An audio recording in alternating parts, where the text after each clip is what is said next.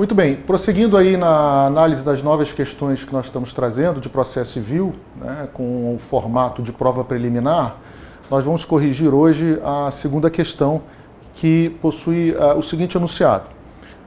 Quais as diversas perspectivas da assistência jurídica a ser dada ao autor de processo extinto sem resolução do mérito, por sentença transitada em julgado há 3 anos, que reconheceu sua ilegitimidade ativa de causa, o qual afirma, durante o atendimento, que recentemente teve conhecimento da existência de testemunha comprobatória de sua titularidade na relação jurídica de direito material.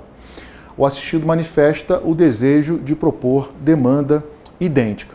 Muito bem, aqui nós vamos tratar de 4 novidades do novo Código de Processo Civil. A primeira é a questão do artigo 486, parágrafo 1º, combinado com o artigo 485-6, ambos do Código de Processo Civil, né? O que acontece? Sempre foi da tradição do nosso processo que a sentença terminativa, a sentença de extinção do processo sem resolução do mérito, não inviabilizava a propositura de nova ação, né? O que o novo Código trouxe aí na norma do artigo 486, parágrafo 1º?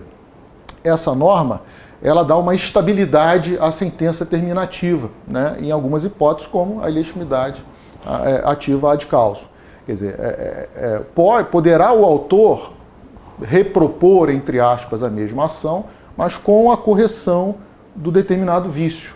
Quer dizer, o legislador diz o seguinte: se a ação for extinta sem resolução do mérito, por um determinado vício de ilegitimidade ativa, ilegitimidade passiva, ou eventualmente uma falta de interesse processual, o autor deve propor a ação com a correção daquele vício.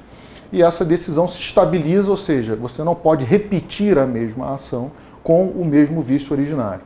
Aí uma certa preclusão, uma certa estabilidade no que diz respeito a essa decisão de extinção do processo sem resolução do mérito. Não há imutabilidade da coisa julgada, porque só há imutabilidade de coisa julgada com a resolução, com a sentença definitiva, com a resolução do mérito. Então, por outro lado, há uma parte da doutrina, quer dizer, a maioria da doutrina compreende que essa norma é perfeita, é regular, sem problema algum. Agora, uma outra parte da doutrina que diz que não ocorre essa estabilidade, né? Então, o que permitiria a repropositura da mesma ação, com os mesmos elementos, trazendo aí o autor, eventualmente, novos elementos argumentativos, novos elementos probatórios que viabilizariam a repropositura daquela ação.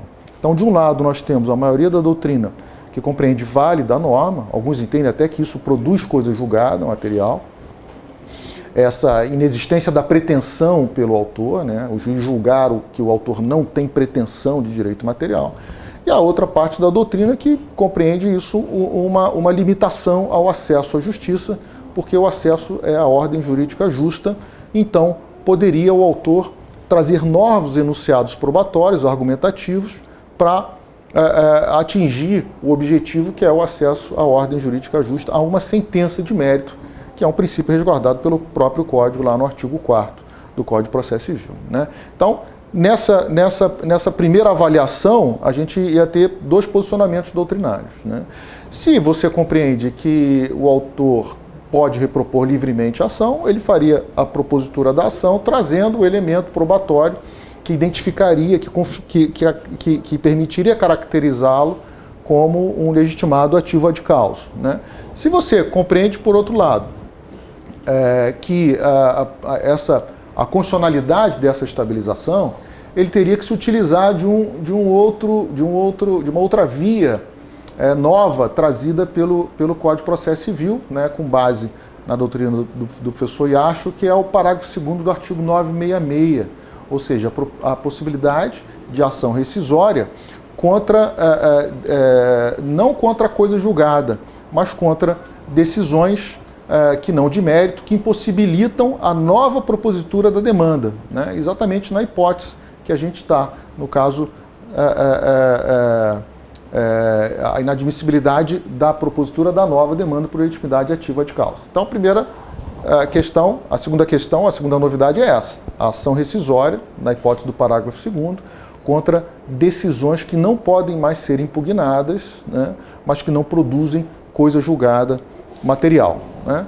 A terceira novidade que está aí na questão diz respeito à prova, né? Ação rescisória por prova nova, né? O Código 73 previa ação rescisória por documento novo.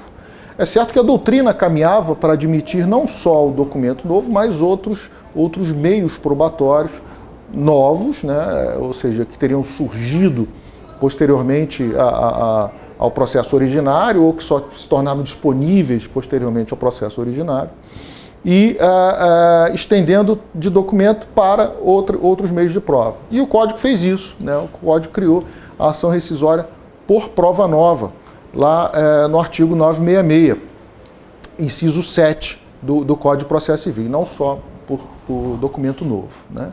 Finalmente, a outra questão que surge aqui do enunciado diz respeito ao prazo, né? Porque o examinador ele não deve colocar expressões ou palavras que não tenham importância na questão, né? Nos parece que uma relação de boa-fé, vamos dizer assim, né?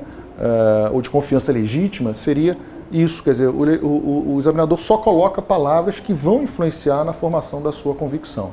E aqui nós temos o prazo de 3 anos. Ele pode propor o prazo de 3 anos, o prazo da ação rescisória não é de 2 anos. Isso é também outra novidade do Código. Quer dizer, a ação rescisória por prova nova, ela não é só pelo prazo de 2 anos, né? A gente vai encontrar lá no artigo 975, né? 975, parágrafo 2º, uma regulação específica. Quer dizer, a regra do prazo de 2 anos do trânsito em julgado, né? Agora, para a prova nova, a regra é o prazo de 2 anos da descoberta da prova ou o prazo de 5 anos do trânsito em julgado, né? Então aqui nós teríamos o prazo de 3 anos.